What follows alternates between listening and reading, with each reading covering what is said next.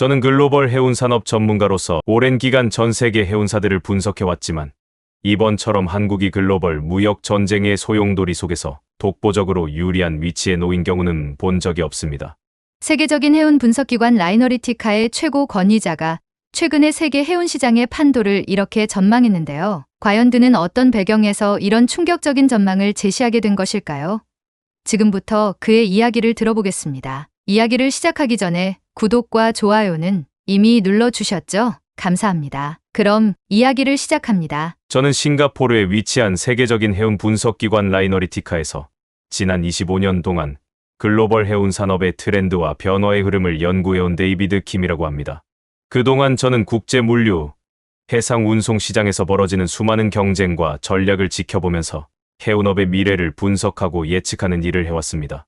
최근 제가 분석한 결과는 저 자신조차 크게 놀라게 만들었습니다. 그 이유는 바로 세계 최강국 미국이 던진 초강력한 정책 한 가지 때문이었죠. 여러분도 잘 아시겠지만 오늘날의 글로벌 무역 시장은 마치 전쟁터와 같습니다. 수많은 국가들이 자국 산업의 이익을 극대화하기 위해 치열하게 싸우고 있죠. 특히 미중 무역 갈등은 지난 수년간 지구촌 경제의 핵심 이슈였으며 전 세계 경제 전문가들이 촉각을 곤두세우고 지켜보고 있는 상황입니다. 그런데 최근 이 미국과 중국의 무역 갈등이 전혀 예상치 못한 방식으로 전 세계 해운업계를 뒤흔들고 있습니다. 얼마 전 미국 무역대표부는 매우 충격적인 발표를 했습니다.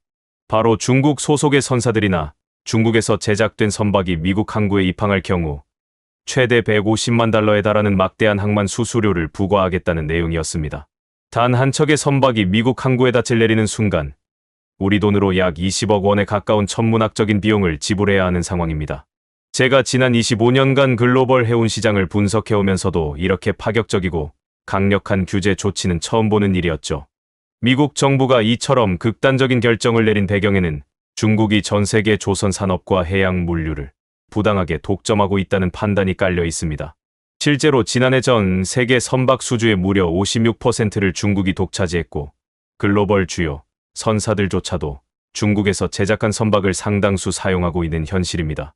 이 때문에 미국은 무역 불균형을 바로잡고 중국의 영향력을 억제하기 위해 특단의 조치를 내릴 수밖에 없었던 것이죠.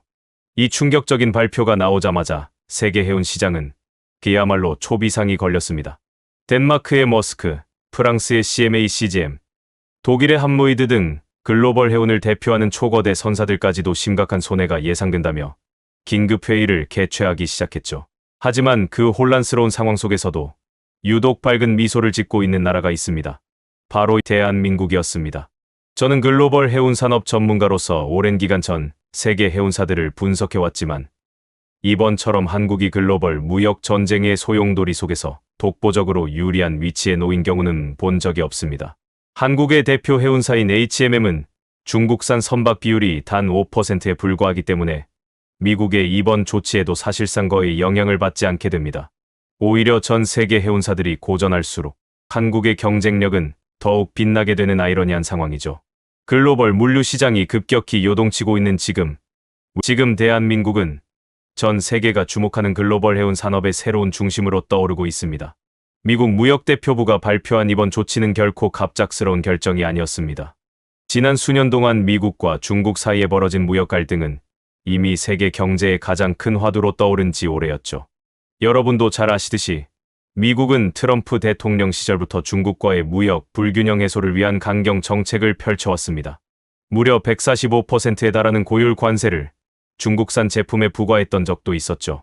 하지만 미국이 이번에 내놓은 항만 수수료 부과 정책은 이전의 관세 정책과는 비교할 수 없을 정도로 강력하고 직접적인 타격이 될 것으로 평가받고 있습니다. 이번 미국의 결정은 표면적으로는 중국이 글로벌 조선업과 해양 물류를 불공정하게 장악했다는 점을 문제 삼고 있습니다. 미국 정부가 정확히 지적한 내용에 따르면 현재 중국의 조선업은 전 세계 선박 수주량의 절반 이상인 56%를 독점하고 있으며 중국 정부의 지원 아래 가격 경쟁력을 무기로 전 세계 해운 산업을 압박하고 있습니다. 이는 글로벌 조선 산업의 경쟁력을 떨어뜨리고 장기적으로 미국을 포함한 다른 나라들의 경제적 이익에 피해를 주고 있다는 것이 미국의 주장입니다. 저는 오랜 기간 글로벌 해운업계를 분석해온 입장에서 이런 미국의 논리가 결코 무리한 주장이 아니라는 점을 잘 알고 있습니다. 실제로 중국 정부는 자국 조선소에 막대한 보조금을 지급하며 세계 해운 시장에서 중국산 선박의 비중을 빠르게 늘려왔습니다. 이런 상황 속에서 이번 항만 수수료 부과 정책이 시행되면 중국산 선박을 이용하거나 중국에 소속된 해운사들은 막대한 경제적 타격을 입게 될 것이 자명합니다. 제가 분석한 데이터에 따르면 세계 10대 해운사 중 1위인 스위스의 MSC, 2위 덴마크 머스크, 그리고 프랑스의 CMA CGM까지도 최소 20%에서 최대 45%가 중국산 선박입니다. 미국이 항만 수수료를 실제로 부과하게 되면 이들 글로벌 선사들이 미국 시장에서 선박 한 척당 최대 150만 달러에 달하는 추가 비용을 지불해야 하는 상황에 놓이게 됩니다. 이는 전 세계 해운업계가 이전에 경험하지 못했던 전례 없는 상황으로 글로벌 해운사들의 수익 구조에 엄청난 타격을 줄 것입니다. 특히 세계 4위 선사인 중국의 코스코는 전체 보유 선박의 무려 60%가 중국산 선박으로 이루어져 있습니다. 코스코는 미국의 이번 조치가 본격화되면 가장 먼저 직접적인 피해를 입게 될 대표적인 선사입니다. 코스코는 지금까지 글로벌 해운 시장에서 막강한 영향력을 행사하며 중국 정부의 전폭적인 지원을 받아왔습니다. 그러나 이번 미국의 결정은 그 영향력을 급격하게 축소시키고 글로벌 해운 시장에서의 위치를 위태롭게 만들 가능성이 높습니다. 그리고 이 코스코가 주도하는 오션 얼라이언스라는 글로벌 해운 동맹 역시 큰 위기에 처할 것으로 보입니다. 오션 얼라이언스 소속인 프랑스 CMA CGM과 대만의 에버그린 등도 코스코와의 긴밀한 협력으로 인해 미국 입항 시 추가 비용을 부담해야 하는 상황에서 벗어나기 어렵습니다. 글로벌 해운업계는 이러한 급격한 변화에 비상이 걸렸고 긴급히 대응책을 모색하기 시작했습니다. 중국과 협력하던 많은 글로벌 기업들은 이미 미국 항만 입항에 따른 천문학적 비용 증가를 우려하며 선박 운용 전략의 전환을 서두르고 있습니다. 이 과정에서 가장 주목받는 해운사가 바로 한국의 대표 해운사 HMM입니다. HMM은 글로벌 시장에서 독보적으로 중국산 선박의 비율이 낮습니다. 제가 분석한 최근 자료에 따르면 HMM이 보유한 전체 82척 중 중국산 선박은 고작 4척에 불과하여 5%라는 압도적으로 낮은 비율을 기록하고 있습니다. 이는 글로벌 해운사들의 평균치에 비해 놀라울 정도로 낮은 수치입니다. 미국이 이번 조치를 실제 시행하더라도 HMM이 부담할 예상 항만 추가 비용은 글로벌 평균인 175만 달러의 절반도 되지 않는 약 75만 달러 수준으로 분석됩니다. 이는 HMM이 글로벌 경쟁자들과 비교했을 때 매우 유리한 입지를 점하게 되는 근거가 됩니다. 바로 이런 이유로 저는 이번 미국 정부의 항만 수수료 부과 결정이 한국 해운업계에 있어 전례 없는 기회가 될 것으로 확신하고 있습니다. 글로벌 시장에서 이 같은 상황은 수십 년간 이어져 온 글로벌 무역 질서를 재편할 정도로 강력한 영향을 미칠 것입니다. 한국 해운 산업은 전 세계 경쟁자들이 흔들리고 있을 때 더 강력하게 성장할 수 있는 최적의 환경을 맞이한 것입니다. 제가 라이너리티카에서 다년간 축적해온 해운 트렌드 자료들을 분석해보면 글로벌 해운 시장은 위기를 통해 질서가 재편되는 과정을 반복해왔습니다. 예컨대 2008년 글로벌 금융위기 이후 해운업계는 대규모 구조조정을 겪으며 선사 간 통합이 가속화되었고 팬데믹 이후에는 공급망 혼란이 전 세계 무역 흐름을 뒤흔들며 물류 체계의 근본적인 재검토가 이루어졌습니다. 그리고 이제 미국의 이번 정책은 또 한 번의 거대한 질서 전환의 신호탄이 되고 있습니다. 그리고 그 중심에는 대한민국이 존재하고 있습니다. 한국은 그동안 결코 거창한 언론 플레이 없이 묵묵히 자신만의 경쟁력을 축적해왔습니다. HMM은 물론이고 한국 조선업 전반이 보여준 품질과 신뢰성은 단기적인 이익보다 장기적인 신용을 중시하는 글로벌 해운 생태계에서 강력한 무기가 되어주고 있습니다. 제가 수집한 국제 해운업계 관계자들의 평가를 보면 한국 조선소에서 건조된 선박은 단지 내구성과 성능이 뛰어난 것에 그치지 않고 에너지 효율성과 친환경 기준까지 모두 충족하고 있다는 점에서 매우 높은 신뢰를 받고 있습니다. 특히 탈탄소와 친환경 에너지 전환이 필수가 된 현 시점에서 한국 조선소는 단순한 제조업체가 아닌 해양 기술 플랫폼으로 자리 잡고 있습니다. 이러한 기술력이 집약된 선박을 주로 운용하는 한국의 해운사들은 세계 시장에서 확고한 신뢰를 받고 있습니다. 저는 여러 차례 유럽 및 동남아 지역의 대형 화주들과 직접 소통하며 한국 선사의 가장 큰 장점이 리스크 회피형 운송 전략에 있다는 말을 반복적으로 들었습니다. 다시 말해 예기치 못한 글로벌 변수 속에서도 한국 해운사는 항상 일정한 서비스 품질을 유지해주고 불필요한 분쟁이나 지연이 거의 발생하지 않는다는 것입니다. 이는 단지 운송만 잘해서 얻은 결과가 아니라 고도로 통제된 관리 체계와 풍부한 경험, 그리고 한국 특유의 정확함과 신뢰를 기반으로 만들어진 성과입니다. 이처럼 체계적으로 축적된 경쟁력 덕분에 이번 미국의 항만 수수료 정책으로 인해 글로벌 선사들이 흔들리는 틈을 타 한국은 단지 대안이 아닌 우선 선택지로 급부상하고 있습니다. 저희 라이너리티카에서 발표한 최근 보고서에서도 향후 2년간 아시아 미국 구간 물동량의 재배치가 이루어질 경우 HMM의 시장 점유율이 현재보다 20% 이상 증가할 수 있다는 시뮬레이션 결과가 나왔습니다. 이는 단기적 수혜로 끝나지 않고 장기적인 점유율 확대와 신뢰 자산의 누적으로 이어질 가능성이 매우 크다는 의미입니다. 뿐만 아니라 한국 해운업계는 지금도 안주하지 않고 다음 단계로 나아가기 위한 준비를 철저히 진행하고 있습니다. 예를 들어 친환경 메탄올 추진 선박, 암모니아, 연료 전환 시스템, 디지털 물류 운영 플랫폼 개발 등 미래 해운 산업을 선도할 기술과 운영 체계를 꾸준히 확대해가고 있습니다. 이는 단지 생존을 위한 전략이 아니라 글로벌 기준을 선도하려는 리더의 자세에서 출발한 행보입니다. 저는 지금 한국 해운업계가 보여주는 이 추진력과 방향성이 다른 나라들과는 차원이 다르다고 단언할 수 있습니다.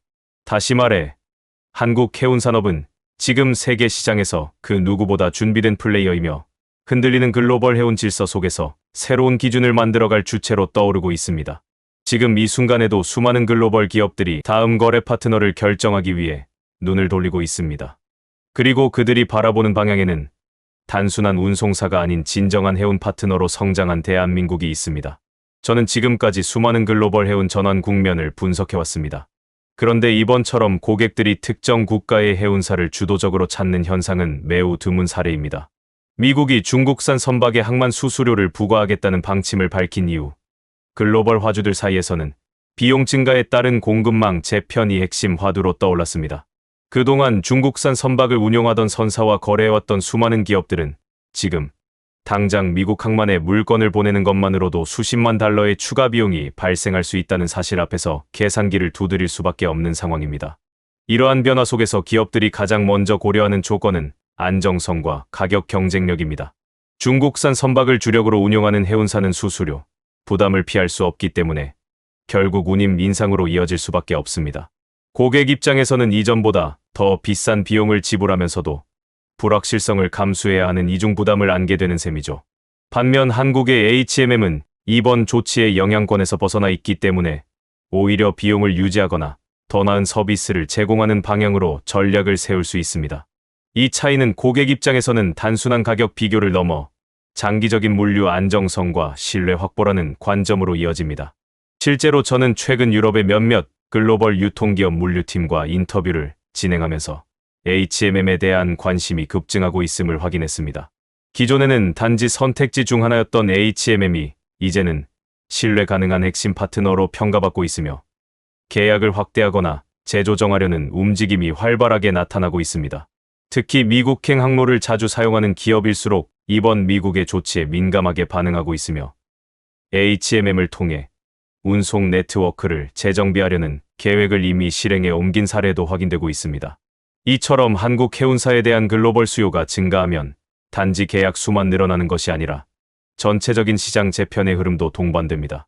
기존에는 오션 얼라이언스나 D 얼라이언스 같은 글로벌 해운 동맹이 시장 점유율을 나눠 가졌지만 이제는 새로운 형태의 네트워크 구성이 필요하다는 목소리가 업계 안팎에서 나오고 있습니다. 그리고 그 중심에서 HMM이 기존 해운 동맹의 틀을 넘어서 보다 유연하고 독자적인 글로벌 협력 네트워크를 구축할 수 있다는 기대가 커지고 있습니다. 이것은 한국 해운 산업이 단지 수혜자가 아니라 변화의 방향 자체를 주도하는 입장에 섰다는 뜻입니다. 더 나아가 이번 변화는 한국 해운 기업들이 글로벌 항만 인프라 진출을 더욱 적극적으로 추진할 수 있는 기반도 마련해주고 있습니다. 이미 동남아, 유럽, 중동 지역에서 한국 해운사들이 물류거점을 확보하거나 합작항만 프로젝트에 참여하려는 움직임이 활발히 진행 중입니다. 이는 장기적으로 한국식 물류 시스템이 세계 곳곳에 확산되는 흐름으로 이어질 가능성이 큽니다. 단지 선박을 운용하는 수준을 넘어서 항만 운영, 컨테이너 관리, IT 기반 물류 추적 시스템까지 한국 해운의 노하우가 통째로 수출되는 시대가 다가오고 있는 것입니다. 여기서 중요한 점은 이러한 흐름이 어느 날 갑자기 시작된 것이 아니라는 사실입니다.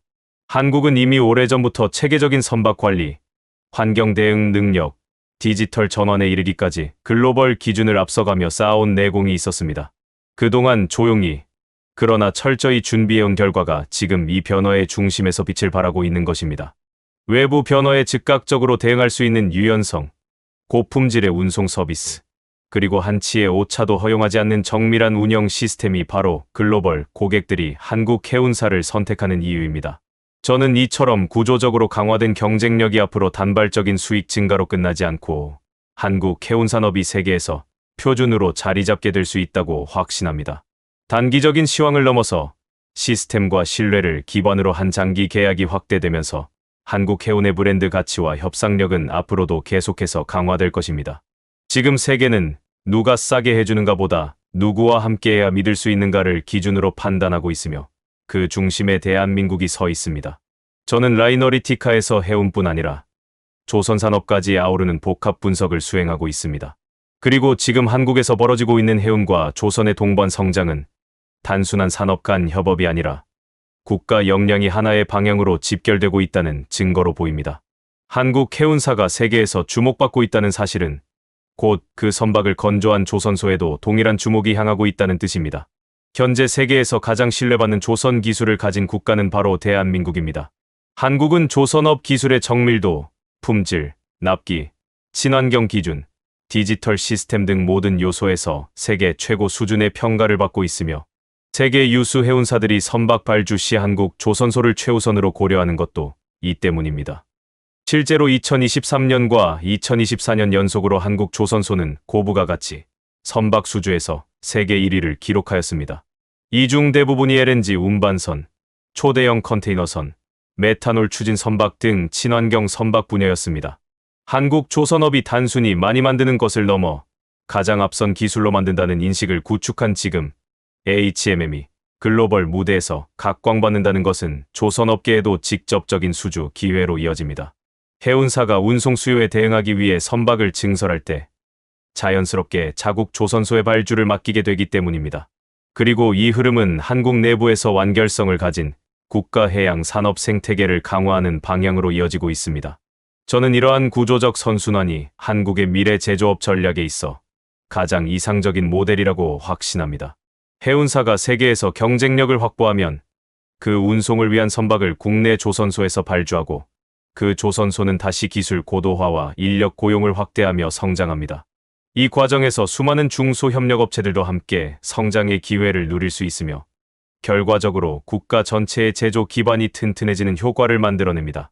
특히 최근 조선업계에서는 청년 기술 인재 유입이 늘어나고 있으며 지역경제 활성화와 고용 창출이라는 측면에서도 매우 긍정적인 신호가 나타나고 있습니다.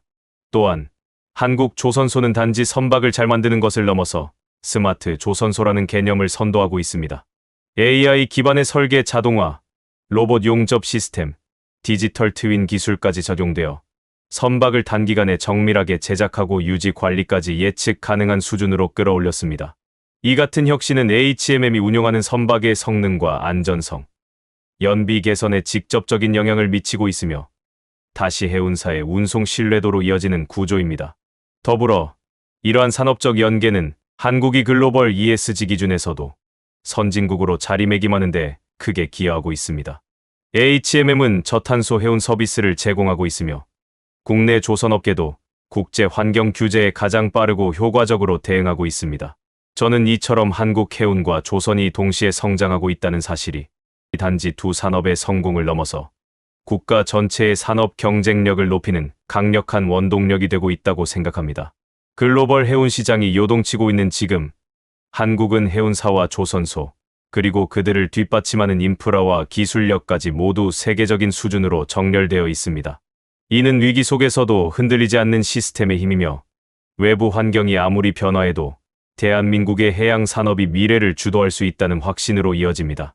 오늘 이야기를 통해 여러분도 느끼셨겠지만 위기는 늘 예기치 않은 기회를 동반합니다. 세계가 흔들릴 때 묵묵히 준비해온 한국의 저력이 드러났고 그 결과 지금 우리는 해운과 조선이라는 분야에서 세계가 주목하는 중심에 서게 되었습니다. 단지 수출을 잘하는 나라가 아니라 세계 물류 질서를 바꿀 수 있는 실력을 갖춘 나라. 저는 이 사실이 너무나도 자랑스럽고 여러분과 함께 이 자부심을 나눌 수 있어 더욱 뜻깊습니다. 대한민국 정말 대단하지 않습니까? 오늘도 끝까지 시청해 주셔서 정말 감사드립니다.